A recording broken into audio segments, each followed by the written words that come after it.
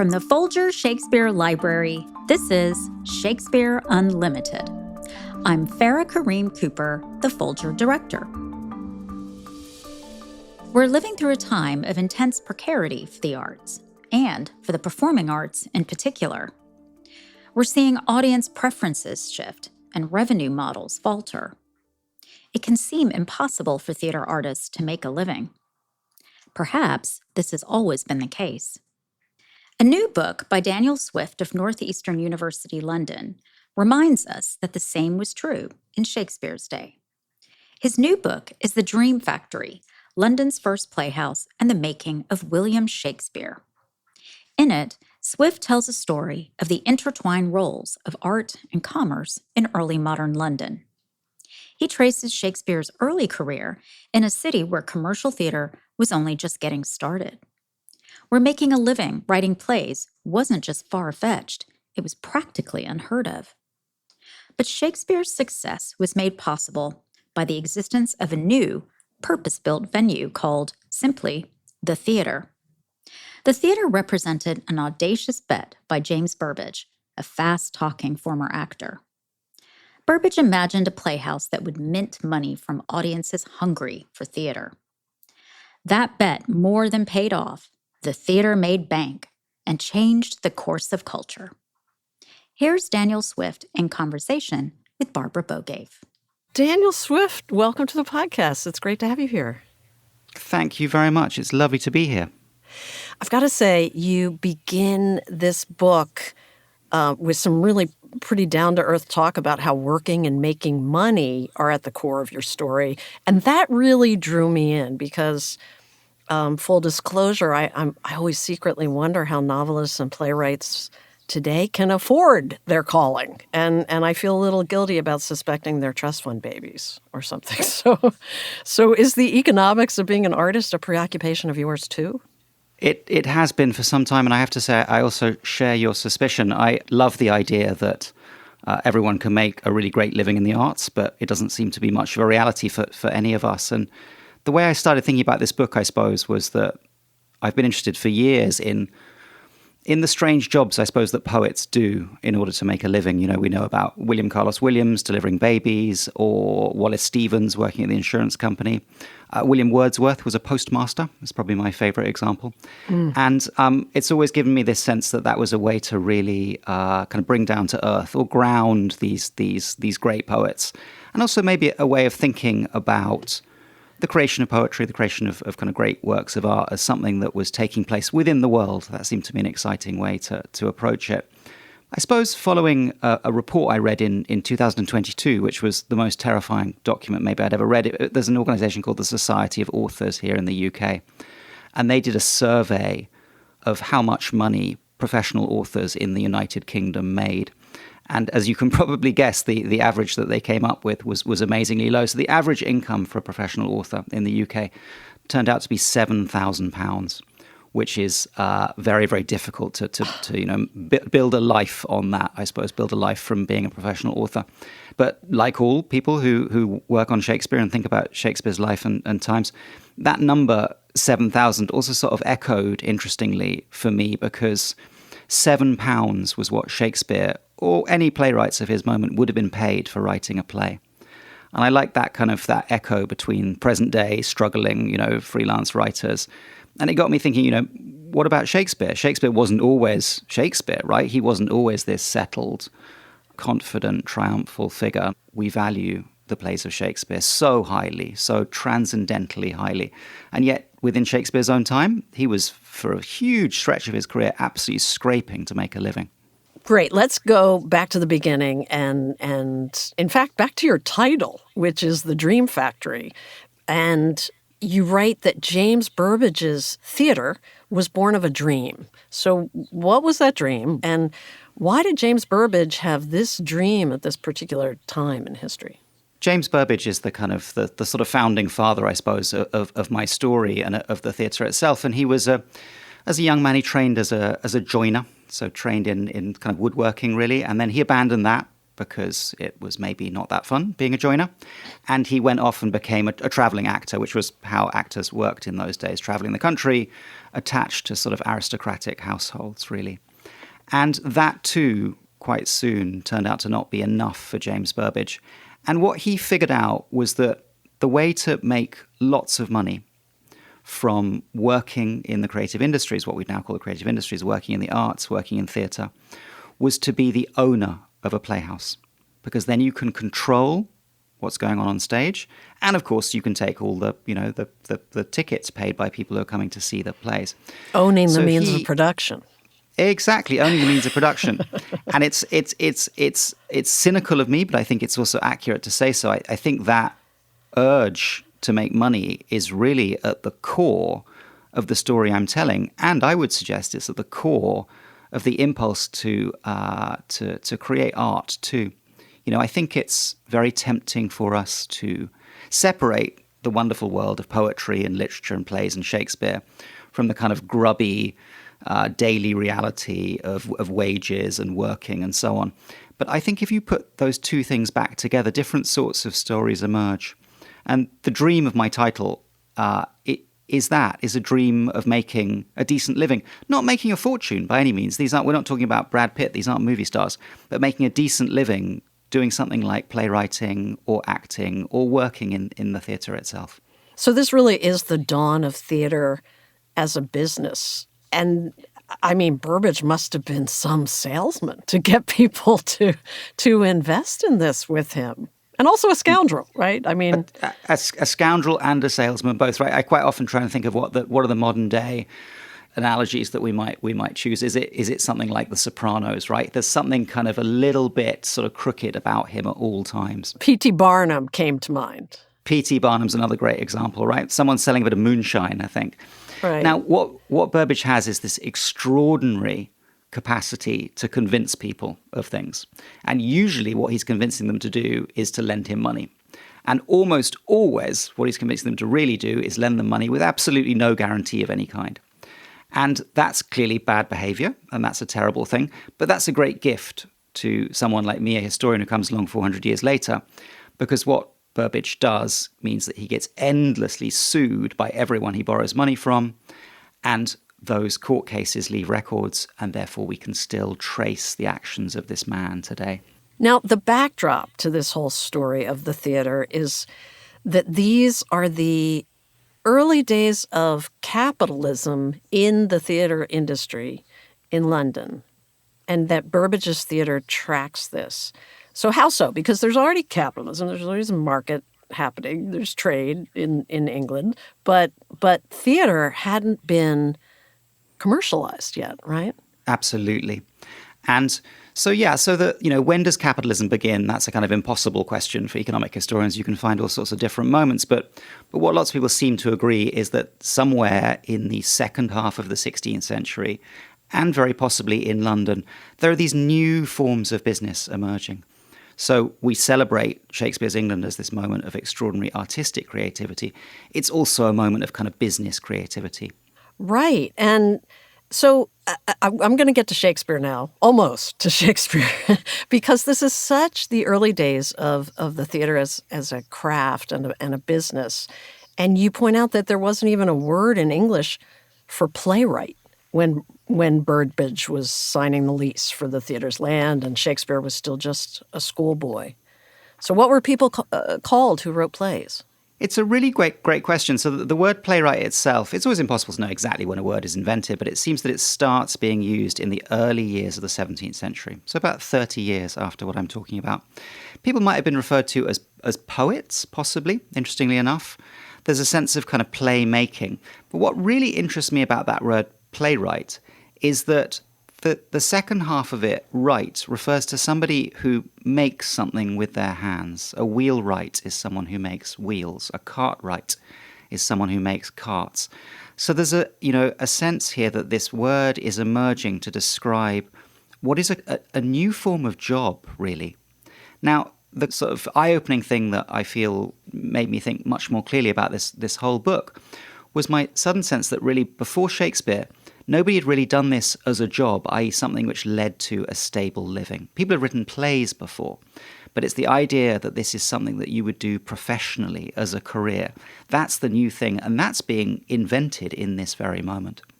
That's so interesting because you also talk about in this chapter how really casts would collaborate on scripts. Yeah, absolutely. So over the past 20 or 30 years or so, Shakespeare scholars have become more and more aware that many of Shakespeare's plays are collaborative. And that seems to be a kind of widely accepted point by now amongst Shakespeare scholars. What it seems to me is that we're perhaps ready to accept that idea in this moment, in part because we're living through a kind of golden age of TV, right? And the thing about the great TV shows, Succession or Breaking Bad, whatever the example might be, those tend to be written by teams of writers. The writer's room.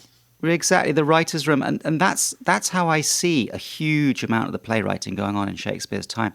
Now, it's worth saying that Shakespeare collaborates early on in his career and then again at the very end of his career. But in the middle of his career, he tends not to. He tends to work as a solo author. And that might tell us all sorts of things, right? Is it because he's learned what he's doing in that moment? He's moved through that process of the writer's room and he's figured out how to write a play? Or is there, as ever, cynical me suggests a kind of financial motive here, which is that I mentioned the £7 earlier. If you're co-writing a play, you also have to share that £7. But if you write the play yourself, all of the £7 is yours. And what's that example in one of Shakespeare's plays, in Midsummer? Yeah, there's a great moment, which is that there's a kind of group of actually craftsmen who are a sort of amateur acting company who want to put on a play to entertain the Duke at his wedding. And they're terrified that something in the play will alarm the audience. So it's a kind of example of a sort of early modern trigger warning, I suppose. They're putting in an extra section which explains that the lion that's on stage isn't really a lion; it's just an actor in a lion costume, and they have to call in somebody to write a prologue for them that explains what's going on. Write me a prologue, and let the prologue seem to say we will do no harm with our swords, and that Pyramus is not killed indeed, and for the more better assurance, tell them that I, Pyramus, am not Pyramus, but Bottom the Weaver. This will put them out of fear. What fascinates me about this moment is we actually see a group of people working in the theatre coming together to write something collaboratively, right? There's no moment there when they say, oh, we need something written. Let's get our solo author who's off in his garret to write it for us, right? This is a team effort. I love how you bolster your depiction of Shakespeare as a working writer with examples from his plays like this. And could you give us the one from Romeo and Juliet? Yeah, absolutely. One of my favorite scenes in all of Shakespeare. Juliet has been married to Romeo. They've married in secret. And her family don't know this, so they arrange another marriage for her to a young man called Paris. And they put together all the kind of arrangements for the wedding, including hiring a group of wedding singers to come and perform.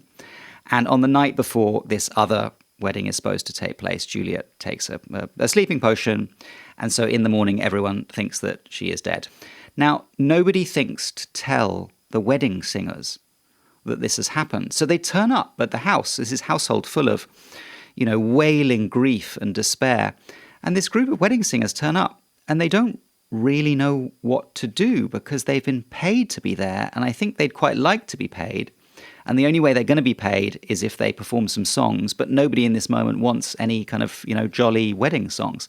And they stand around making these sort of slightly awkward jokes about how musicians only pay music for money. And there's a kind of riff they get into about this line from a sort of popular song, music hath a silver sound. When griping griefs the heart doth wound, and doleful dumps the mind oppress, then music with her silver sound... Oh, why silver sound?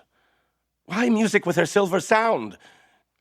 What say you, Simon Catling? Marry, sir, because silver hath a sweet sound. Great! What say you, Hugh Rebeck? I say silver sound because musicians sound for silver. Great, too! What say you, James Soundpost? Faith, I know not what to say. Oh, I cry you mercy. You are the singer. I will say for you, it is music with her silver sound, because musicians have no gold for sounding. Then music with her silver sound, with speedy help doth lend redress. And there are jokes about how, musicians sounding for silver or sounding for gold. But it's this great moment of awkwardness that doesn't really fit in an idea of Romeo and Juliet as this passionate love story, right? Because here we have a group of professional entertainers worrying about their income. They're not worrying about whether Juliet's dead or not, right? Their version of this story is, where are we going to make our sixpence from? It's great because you almost hear Shakespeare going, yeah, this is what my life is like. I mean, I gotta. Yeah, absolutely. I'm writing this beautiful poetry, but this is also a job. I gotta make a dime. Yeah, and I think it's an in-joke for the people he's working alongside, right? They're all amusing one another. Right, for the groundlings, too. You return often to Romeo and Juliet and Midsummer in this book, early Shakespeare plays. Why? Am I allowed to say because they're great? Is that not enough of a reason? I mean, come on. Say whatever you want, Daniel. The reason I come back to those two plays is there's several different reasons. So you mentioned my title, The Dream Factory. Now, Romeo and Juliet, Midsummer Night's Dream are Shakespeare's two plays which are most fixated upon dreams. Dreams occur in other plays, but they really play a central role in both of those two plays. So that's one nice thing for me. Another nice thing is they're both plays which focus upon and think about working men doing their jobs, what it is to make a living. So that's another useful strand for me. But the real reason I focus on those two is that they are written at the end of the kind of period that I'm talking about. So I mentioned sort of young Shakespeare collaborating when he's first starting out. That's probably taking place in the late 1580s when he first arrives in London. We don't know the exact dates, but that seems likely. And at least in my sort of vision of this story, he then spends the following 6 or 7 years honing his skills as a playwright. And by the time he gets to 1594, 1595, which is when he's writing Romeo and Juliet and Midsummer Night's Dream, he's really figured out what he's doing. And I love being reminded of that because it gives me hope for all of us, right? That even Shakespeare needed to figure out what it was he's doing. He'd written lots of plays by that point. But it's at that moment, Midsummer Night's Dream and Romeo and Juliet, when suddenly you're like, okay, wow, this is jaw-droppingly good. This is now really Shakespeare. Right, but how did he get there? And you speculate that Shakespeare's lost years were his unofficial apprenticeship in playwriting. And I want to back up a little bit because you have a whole chapter about what an apprenticeship is, and this functions in a really interesting way in your story of how Shakespeare became who he is. So what did an Elizabethan apprenticeship consist of, and why was it so crucial to survival, really, at the time for commoners? We still have the word apprenticeship today, but we mean something, I think, a little bit vague by it. We tend to mean, learning to do something while working at that thing itself. And not getting paid much. And not getting paid much, exactly. It sort of shades over into, kind of work opportunities of various different kinds. In 16th century England, the apprenticeship was this absolutely crucial training system and set of institutions. So somewhere between 2/3 and 3/4 of the men in London in this period did apprenticeships. And what happened was a young man, and I always make this point, which I think is an important one, apprenticeships don't actually forbid women. So you could be a girl and do an apprenticeship. It usually tends to be men. So a young man of perhaps 16 or 17 would literally sign a contract, a kind of bond, for 7 years in which he would train under a master of a particular craft or trade. You want to be a carpenter, you go and find a master carpenter, and you bind yourself to that master carpenter, and you live in their household in that time. You're paid perhaps nothing, perhaps very little. But what you get in return is a deep, deep training in this kind of craft.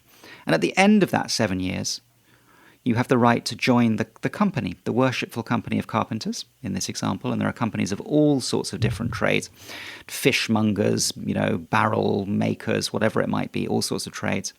But you earn the right to join the company, and from that point onwards, your professional life is set. You really have a job for life. So in that sense, it's a little bit like maybe joining a union would be today, right? You join this kind of professional union, and it guarantees you a decent wage, and it gives you all sorts of worker protections. Now, there's a sort of conflict, is putting it too extremely here, but there's a tension here between this system of work, of jobs, of training up to be a carpenter, and then the world of entertainment, right? The world of play is a little bit at odds with that. And you can't do an apprenticeship as a playwright or as an actor. That doesn't exist as a system. Because the theater wasn't a union or a company yet, or a livery. Yeah, hadn't been unionized. Yeah. But it doesn't really matter anyway, because from Shakespeare's point of view, he could never be an apprenticeship. He could never be an apprentice because he'd married young. And you weren't allowed to be an apprentice if you were married. So the fact of Shakespeare marrying as a very young man bars him from this crucial way of making a living. Now, Shakespeare's father was a glove maker. Might Shakespeare have wanted to go into the glove-making trade? It seems unlikely, right, from everything we know about Shakespeare's extraordinary abilities and extraordinary ambition. But that whole world of apprenticeships and kind of regulated trade was closed to him. So he had to create something else. He had to invent something else. What he created for himself was a kind of, I suppose, imagined apprenticeship in playwriting. So what he does, he moves to London, and he goes to the theatre itself, and he starts out in very menial jobs, probably. Who knows what he's doing? He's helping clean the stage, he's helping with the props, he's helping hold the horses at the theatre door, whatever it might be. And fairly soon he then starts writing with older, more successful playwrights. I see that as a kind of apprenticeship system. He is learning to be a playwright by binding himself to the people that he thought were the master playwrights of that moment. And that makes sense because this was a very early period, again, in the commercialization of theater. And it was also a real transition period, you write. So was it a transition, and this is in the late 1580s, while Shakespeare's still coming up through the ranks, I suppose, and he doesn't write his first big success, Titus Andronicus, until 1589. So in that period, is it a transition period just because of all that's going on in London, or is it because of Burbage's theater, the first permanent place for theater, or the rise of Christopher Marlowe, or Shakespeare himself? I mean, and what's the transition from what to what? All of those things. Those are all things which are changing in this moment. London in the 1570s and 1580s and 1590s is an extraordinary moment of transformation and ferment and conflict and crisis and creativity and economic change and social change, right? It's this crucible of invention of a whole number of different forms. And the change that we're seeing, that I'm trying to track in the book, I suppose, is really the development of the possibility of someone like Shakespeare. I do profoundly believe that Shakespeare is extraordinary and unique, but what's key is the possibility of him having a career which allows him to write lots of plays and for those plays to survive. And that's the thing that's being transformed. You mentioned Christopher Marlowe, extraordinary, wonderful playwright, almost exactly Shakespeare's contemporary, but Marlowe dies young. So Marlowe's career is cut very short. So Marlowe writes, 5 or 6 plays, Shakespeare writes 40. And not only that, Shakespeare's plays survive. So he's figuring out this crucial question, which is about creation and survival of works of art. Right, and Shakespeare himself survived his apprenticeship and his journeyman years when playwrights were just not making, as you say, much money. They're £7 at the most, and there was plague years in these times as well when the playhouses were closed.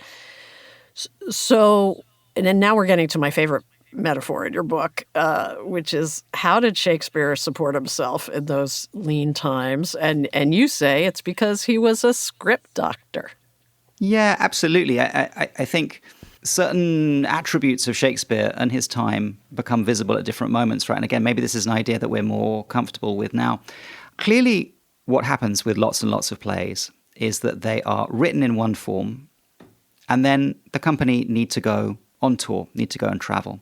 And one of the key reasons why they might need to go on tour is because the playhouses in London closed down because of an outbreak of plague, or the rumor of an outbreak of plague. And I should say this is happening all the time. This happens pretty much every summer. The playhouses are endlessly being closed down. So it's not just in those famous plague years. It's a constant thing, which means that the business model is always unstable. And so what happens when the Playhouses close down is the company of players get together and they go on the road. They go and tour in the provinces. And in order to do that, they need a shorter play, fewer props, a simpler set of stages. So they need something that's a bit different. It's not easy to change one kind of play into another one. You know, people sometimes think, oh, I'll take a Shakespeare play and I'll just trim it. I'll take this play. It's very, very difficult to do because those plays are put together in such carefully structured ways. So it takes someone extremely skillful to be able to take a play, for example, designed to be performed by 20 actors and turn it into a play which can be performed by 12 actors. Now, somebody in this moment, somebody who knows an extraordinary amount about the mechanics of theatre, has to be doing this kind of work. And my suggestion, and this is speculation, I have no absolute proof this is that's what Shakespeare's doing, because it kind of matches his skill set perfectly. And it also tells us something else about Shakespeare. I think it's about his deep pragmatism. I don't think Shakespeare is precious about those plays themselves. He sees them as things that can be made and then remade and improved and changed. And what plays are we talking about? Again, you said this was speculation, that Shakespeare was surviving as a rewrite man, but you base it on what echoes you see in Shakespeare's later plays. So when in the 1580s, when Shakespeare arrives in London, the big company, the most successful company in the land, are called the Queen's Men. And they're often performing their plays at the theatre itself. And clearly, Shakespeare studies very carefully and thinks very carefully about those Queen's Men plays. They are the big Broadway hits of the 1580s. These are the big successful plays packing in the audiences. He thinks there's something I can learn from these. And the reason we know that is because many of Shakespeare's plays, and this is across his whole career, take very similar plot lines or titles or elements of those old Queen's Men plays and repurpose them into something else. So the Queen's Men have a Henry V play, for example. They have a play about King Lear. They spell Lear a bit differently, but it's the same story, it's the same reign. They have a play about King John. And Shakespeare is drawing out elements of these, is turning these slightly clunky old plays into the extraordinary things that he's creating. You know, I think somewhere deep inside Shakespeare's, I suppose, skill set or extraordinary capacity is an amazing, almost supernatural sense of what it is that works and what it is that doesn't work. And very often what he's therefore doing is seeing in a play that is maybe mostly terrible, he's seeing the one or two elements, and from those one or two elements, he's conjuring a whole other extraordinary play. Yeah, the borrower of feathers aspect. But in your telling, because scholars talk about this all the time, what Shakespeare borrowed and what he learned, in your telling, you're making the point that Shakespeare had this home at Burbage's theater, and without that, he would not have had the leisure to have this apprenticeship and then be a journeyman and do the rewriting and do the work that helped him develop his craft. And also, it's where his money came from to be a shareholder in the Lord Chamberlain's men. Is that right? And that's really where Shakespeare became Shakespeare and what led to his later prosperity. Yeah, absolutely. Let's talk about money. Let's stop talking about poetry. Let's talk about the real question here. So £7 is what you make for writing a play. And how do we contextualize that? It's very difficult to translate 16th century amounts of money into amounts of money today. There isn't a simple formula for that. But a school teacher make about £25 a year. That's a decent annual salary. So that's the golden number we're trying to reach, right? Now, from about 1594, when Shakespeare becomes what's called a sharer, he becomes part of the company who are profiting, therefore, from the ticket receipts at the theatre, he's making £50 a year. So he goes from somebody who has no real job prospects in this industry, which looks like it's impossible to make money from. Suddenly, Shakespeare has been catapulted into this world of, crucially, of economic stability. And that sounds really boring, right? We want to say he's become a kind of multimillionaire in this moment. He can buy a sports car. That's not what happens. What he gets is financial stability, and he gets a home from which he can therefore continue to write those plays. Now, I think very often about, Virginia Woolf writes about a room of one's own is what a woman writer needs. And I think that the best way I have to understand is that what the theatre gives Shakespeare is that room of his own, right? And I don't mean, again, I emphasize this endlessly, I don't mean that he's working as a solitary worker, but it gives him this settled space from which he can then create these extraordinary works of art. And I don't think that would have been possible otherwise. Well, we've kind of given a short shrift to the amazing story of the theater, James Burbage's theater, but we have to end with the Great Caper, which is the end, the final chapter of the theater, and that's the dismantling of it to recycle the timbers and build the Globe. But it wasn't James Burbage's escapade because he was already dead. So who was behind the scheme? Yeah, it's a great anecdote, and it's where I end my book. James Burbage dies in the mid 1590s, and his two sons really take over the family business. I said before, this was a family business, and it's crucial to keep that in mind. His two sons were the elder one was named Cuthbert, who was the kind of financial mastermind, and the younger one was called Richard Burbage, the great Shakespearean actor. And the two of them create this kind of, it's almost like a prank, this kind of mad scheme. What they're going to do is they're going to dismantle the timbers of the theatre itself and transport those across the river and reuse those same timbers to build the Globe. Right, because by law they owned the building, not the land. That was what all the lawsuits were about, the land. Exactly. So the land that the theatre is originally built on is only rented. And again, it's the kind of one strand of humor, I think, in the story and in the book, is that their landlord really, really hates playhouses. And he hates the fact that he's got this theatre built on his land. But it's rented land, and after about 20 or so years, that lease expires and the landlord doesn't want to renew it. But what the Burbages know is that timber is very, very, very expensive. Labour is not relatively expensive, but timber is very expensive. These are big, heavy timbers. But there's a crucial economic question here, therefore, pragmatic financial question. That's what the Burbage family are all about, pragmatic financial questions. However, there's also an amazing gesture in this, right?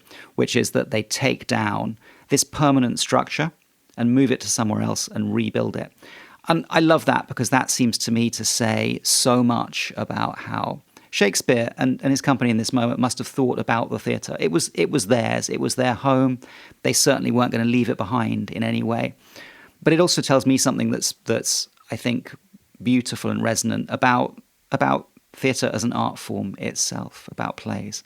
And it's perhaps the thing I love most about them, which is that plays are this extraordinary mixture of things which are permanent and things which are transient. Theatre, plays are both of those things at the same time. So this building that can be moved and recreated somewhere else is a perfect emblem of that. Well, all of this, your book, a lot of the talk on our podcast is about how Shakespeare's era in London was such a turbulent time, and turbulent politically and economically and environmentally and geopolitically. And there's immigration and colonialism and plagues and famine. It's all this churn, and that's what your story tracks as well in the rise of theater as an industry.